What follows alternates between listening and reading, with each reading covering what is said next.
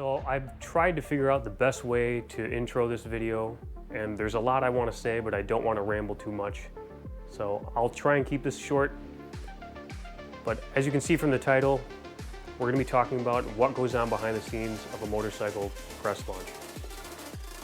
And to give you guys a quick little backstory, ever since I started riding motorcycles back in high school, I would always read those motorcycle magazines, all of them, as many as I could find religiously, cover to cover.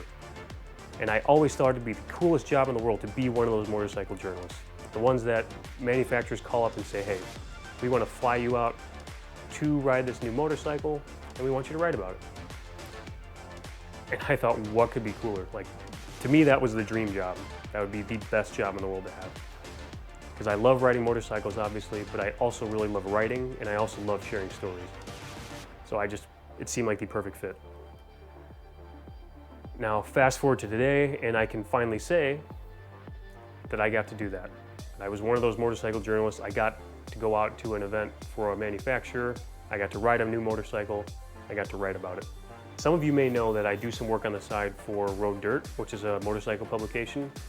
So my buddy Rob, who runs Road Dirt, got a call from Yamaha, and they said, we'd like to invite you out to the press launch for the new MT-10 SP from Yamaha, obviously. And Rob thought that I would be the perfect fit. It'd be a good chance for me to get some experience, and I will never ever forget that call from Rob. Even thinking back now, it's something that'll stick with me forever. And I still can't quite believe that it's happened, because again, it's been a dream, a bucket list thing for me to do, to say I was a motorcycle journalist. I got to do one of those things that I always read about. So it was really cool. I mean, there's no words I can think of that really encompass how awesome it was. But I also thought it'd be really cool to document kind of what goes on and then share that with all of you, because I'd never really seen anything talking about what happens. I've always wondered what happens, but maybe I'm one of those weird motorcycle nerds who just cares about things like that. But either way, put this video together to share with all of you about my experience and about what happens. I documented things as best as I could. I'll try and fill in some gaps with some commentary throughout the video, but I really hope you enjoy it. I'm going to link in the description below my actual write-up and review of the MT-10 SP, just so you can kind of see, after you maybe go through this behind the scenes video, what the final product was, and then you can kind of see where some of the things that happened behind the scenes ended up in the final product, basically. So like I said, I really hope you enjoy it. Please leave a comment below. I'd really love to hear what you all think. And as with all YouTubers, please give it a like. Feel free to subscribe. Stuff like that really does motivate me to keep doing videos like this and keep putting content out in the future. Hopefully this is the first press launch event for me of many. But either way, I'm really excited to share it with all of you. I'm really excited I got to do this. Shout out again to Rob and Road Dirt. Shout out to Yamaha for inviting me out to the event. They were awesome, put on an awesome event, and I really hope you guys enjoy it, like I said. So let's get to the video. So before we actually get into the video footage of behind the scenes, I wanted to give a little bit more detail on how things got set up and how we got to that point. So as I said before, Rob got a call from Yamaha inviting Road Dirt out to the launch for the MT-10 SP. Rob then contacted me, and one of my first questions was, well, I wonder how this is going to work as far as like flights, hotels, how much is all that going to cost? You know, I knew I wanted to go, but I also knew, you know, kind of not last minute flights, but I guess we'll say semi-last minute flights to LA especially could be expensive, and hotels out in California and costs are going to probably be pretty high. So I was trying to get an idea of that. But then Rob told me that in this situation for these kind of events, what will typically happen, I can't say for all events, but typically what would happen is the OEM, in this case Yamaha, is going to cover everything for the event. So they'll cover your flights, your hotels, food, lodging, everything. Which I said, wow, that sounds awesome, sign me up. And thinking about it more, it makes sense that they did it that way, especially having gone to the event now. Just figure if they had everybody kind of booking things on their own, people would be arriving at different times, they could end up at different hotels. So it makes sense for consistency to have everybody, you know, on flights so they can control kind of roughly what time we're all coming in, and then we're all staying at the same hotel. So it makes it easy for transport to and from events and to and from locations. So it just kind of consolidates everything, and in the end, it just makes more sense. It's better for us, it's better for them. So that being said, Rob let Yamaha know I was going to be the one doing the event. He gave them my contact info, and then they reached out to me through Spec, which is the company that does the video and the marketing and handles these kind of events for Yamaha. So they reached out to me, got some information from me as far as where I'm located, if there's any, you know, airlines that I have deals with that I work with, and then they sent me back a list of options for flights. I chose the one that worked best. They gave me all the information on the hotel and where I'd be staying and the schedule and itinerary for the event. So then when I left and flew out on Monday, November 7th, I met up with Remy, who is one of the awesome people that works with Spec, or works for Spec, I should say. And she took me to the hotel along with Alan from Sport Bikes Inc., who was another journalist that was going to be there doing the event with me. She took us to the hotel where we were going to be staying, and then we met up with all the other journalists later that evening for dinner, kind of get to know them and get to know the Yamaha reps and the reps from Spec. So that was really cool. You know, we had about a half dozen journalists there. There was Joe from Chase on Two Wheels, we had Alex from TFL Bike, Zach from Revzilla, and then we had another representative from Road Racing World whose name is escaping me. But my point is, you know, we had about a half dozen people there, and really good group, really experienced group. So I was trying to soak in everything I could and ask lots of questions, and asking questions to the Yamaha reps too, because obviously they've been around a while and know how this all works, and me being the new guy trying to figure out how it all works. So we had dinner that night, and then the next morning the plan was to meet up at the Peterson Auto Museum, which was only about a half mile or so from the hotel, and we would have the first like media presentation of the bike there. We'd have breakfast, and then we'd get on the demo fleet of the bikes that is also at the museum, and then we'd head out of LA. So we'd start out in some city riding, and then we'd go onto the Pacific Coast Highway, and then we'd end up in some canyons, and then kind of do a big loop back. So the nice thing was we'd get a chance to kind of ride the bike in varying conditions of, as far as road conditions go. You know, you have urban, highway, canyon. Now there was a chance of rain. It was looking pretty probable it was going to rain, so I was hoping we'd get a little bit of dry time at least, or maybe we'd just get lucky and it wouldn't rain at all. But on the flip side, getting to ride the bike in some varying conditions of weather too would also give me a better chance to see what the bike is like overall. Now fortunately, the next morning we did get some dry time, so that worked out really nicely. And what we're going to cut to now is basically the morning of, so Tuesday, the morning that we're going to be doing the ride and everything at the Peterson Auto Museum, starting things out with the presentation of the bike, and then getting on the road initially from the start of museum on the MT-10 SP. I just wanted to give a little bit more background on how things work leading up to, because this is obviously supposed to be a behind the scenes, so I wanted to talk a little bit about what actually goes into setting everything up, and then I'll add in a little bit of commentary here and there where I feel it might be relevant throughout the video. So without further ado, let's finally get to that footage.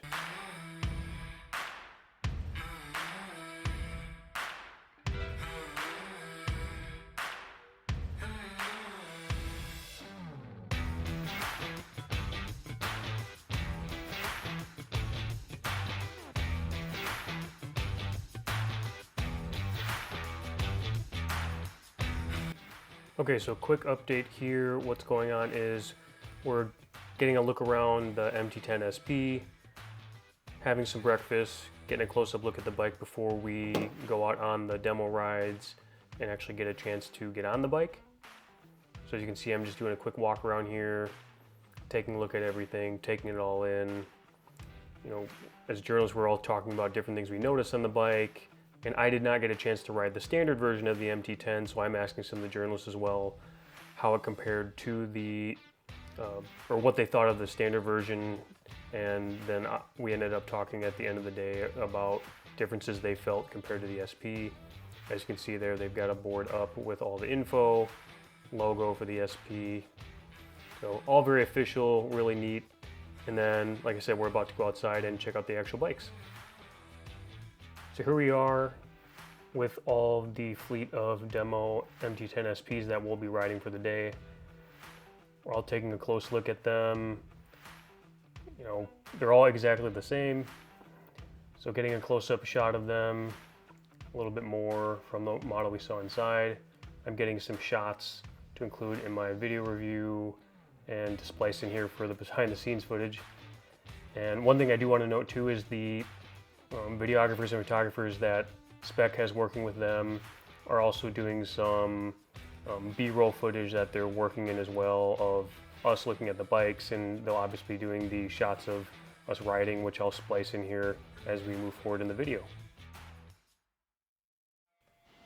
Okay, so once we all got on our bikes, we were told we were going to roll out and get some B-roll footage, get some shots and some short video clips in the city, doing some city riding that we'd splice in later.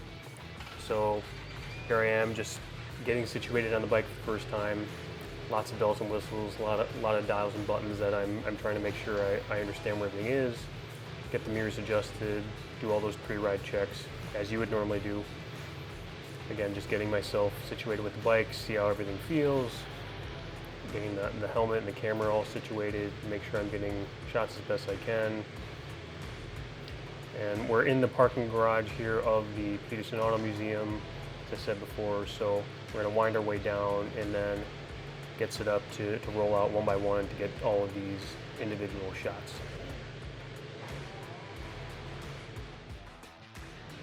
So here we're rolling out of the museum. We got everything coordinated, and our goal here is to roll out, to go down the street here, and then get a quick video rolling shot of us. And what I'll do is I'll kind of show, I guess from my view, is what we're looking at here, and then I'll actually splice in the actual final product of the shot so you can kind of see how that all kind of comes together. So here I'm just obviously looking out for traffic, looking at where I'm going to go, so I'm going to end up turning off to the left, and they're directing us on where to go, when to go, and to kind of roll through this intersection if we can. And then you can kind of see off to the right there is the photographer getting those different shots of us taking off from a stop. We're going to turn, and then we're going to loop back in the museum and then get another shot.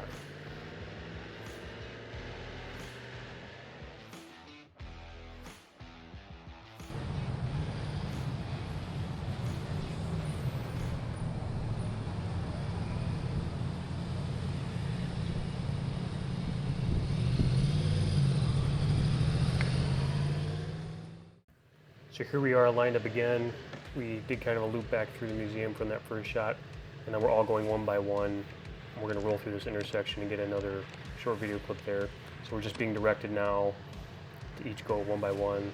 That's why we got someone kind of standing there to direct us when to go, so we all have kind of even spacing, so that way the videographers have enough space in between each clip to get the shots that they want. Obviously we can't stop traffic or anything, so we're also playing that, have to deal with that as well. And what I was told is, you know, if it was clear, if there was no traffic around, I was just kind of going to do kind of a rolling stop and go through the intersection.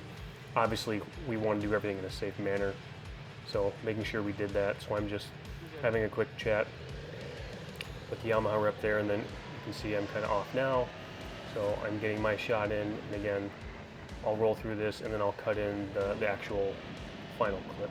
So there I go through the intersection, and then we all meet up a little bit further down the road here and regroup.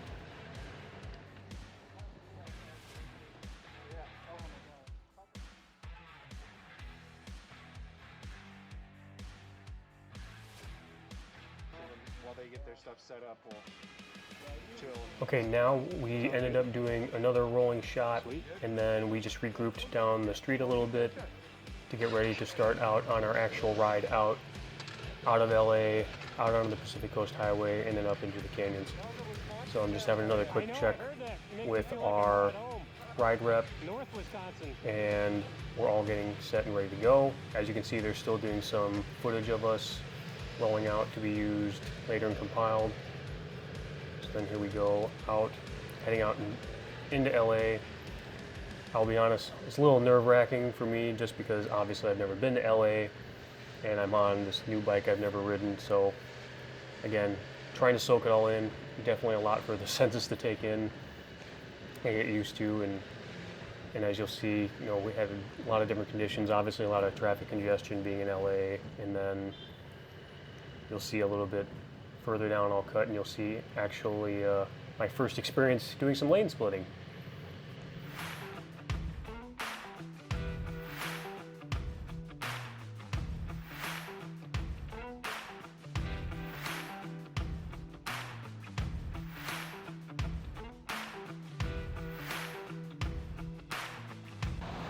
So as I said, here we are rolling out of the city, getting out onto Pacific Coast Highway, or PCH as it's called. First time kind of opening the bike up, and obviously my first time going through the LA traffic, trying to keep up with the group. We're all trying to stay together, you know, but everybody's, you know, obviously riding in the safest manner possible that we can. I'm just trying to make sure I'm kind of doing what everybody else is doing, seeing how we're spaced and how we're flowing through traffic, and obviously making sure we're using turn signals and hand signals. And I'm sure we were quite a sight. I was thinking, you know, everybody probably thought we were in some, you know, some like biker gang, since we're all, you know, on the same bikes and rolling together. And you know, like I said, this was my first taste of LA, first chance to do some lane splitting, getting experiences with that. But at this point, I'm really just trying to keep up with the group. But as you can see, you know, I got to do some of that lane splitting, which I've always, you know, heard about, read about, seen, but never obviously done myself. So that was definitely an interesting and memorable first experience. And one quick note I will say too is I was playing around with the angle on my GoPro on my helmet a little bit, because I was trying to make sure it wasn't angled too far down. So that's why you might see some of the footage, you know, and a little bit too far down. But again, just another one of those learning things that I was getting used to. So as we made our way out to PCH, got a nice view of the ocean, just taking time to get used to how the bike felt to me, you know, from an ergonomic standpoint and performance standpoint.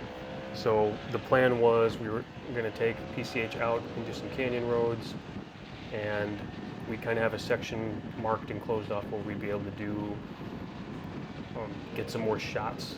You know, the video crew is going to get some additional shots for us, some action shots of us riding the bikes.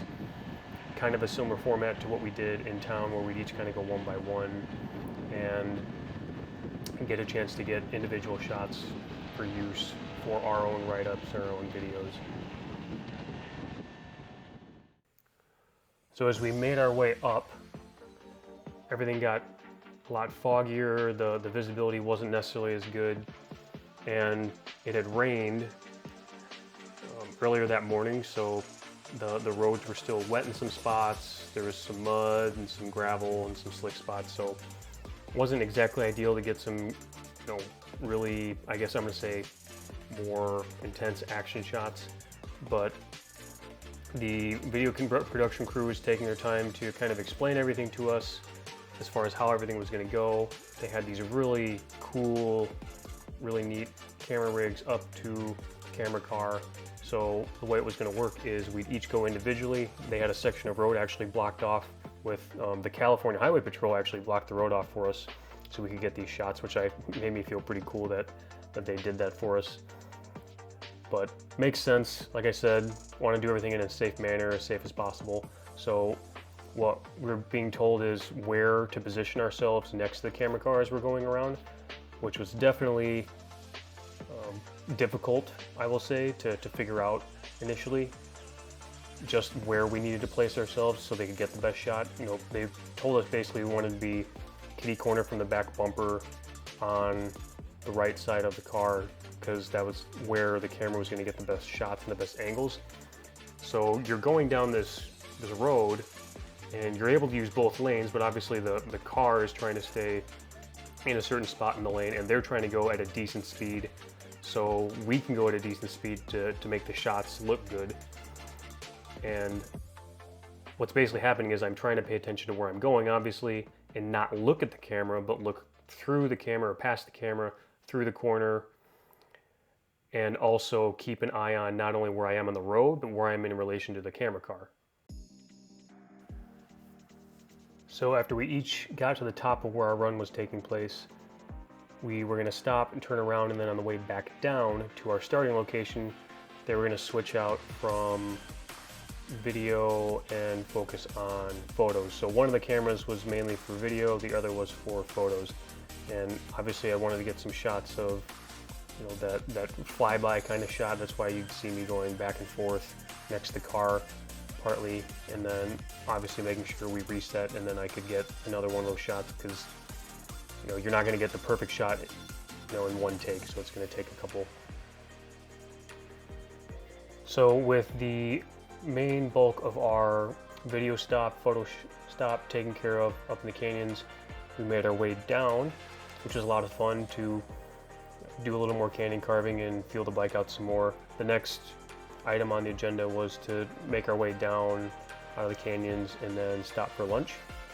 And we'd really lucked out because the forecast said it was supposed to rain all day, and as you can see, we got a window of dry time, but there was a chance that the afternoon we were going to have some rain roll in. But like I said, we made our way down out onto the ocean front, stopped at a really nice restaurant for some lunch, so got that all situated. And you know, we had a chance to talk with the video crew some more, Yamaha reps, the Spec marketing people. I kind of picked their brains a bit on how they got into it and how these events work. And like I said, just asking a lot of questions, trying to soak everything in, all at the same time, trying to keep logged mentally and with, you know, my little videos and updates of how I thought about the bike, so I could put everything together concisely for the review. Unfortunately, while we were at lunch, the rain did show up, did rear its ugly head, but as I said previously, it did give me a chance to feel the bike out in different conditions. So we hopped on the bikes once the rain hit, suited up in our rain gear, and started making our way back towards LA, back to the Peterson Auto Museum. So like I said, a lot of new experiences for me on this. Obviously, first time on these roads in LA, first time in the rain on this bike, first time on this bike in general. But it was a really good way to learn and figure out different things with the bike. And I tried out the various suspension modes when we were up in the canyons, and basically just kept it in its standard mode. And you know, if you want to, again, know more about my actual impressions of the bike, I do have the link to my full review below. But sticking with the whole behind the scenes part of it here, so we made our way back.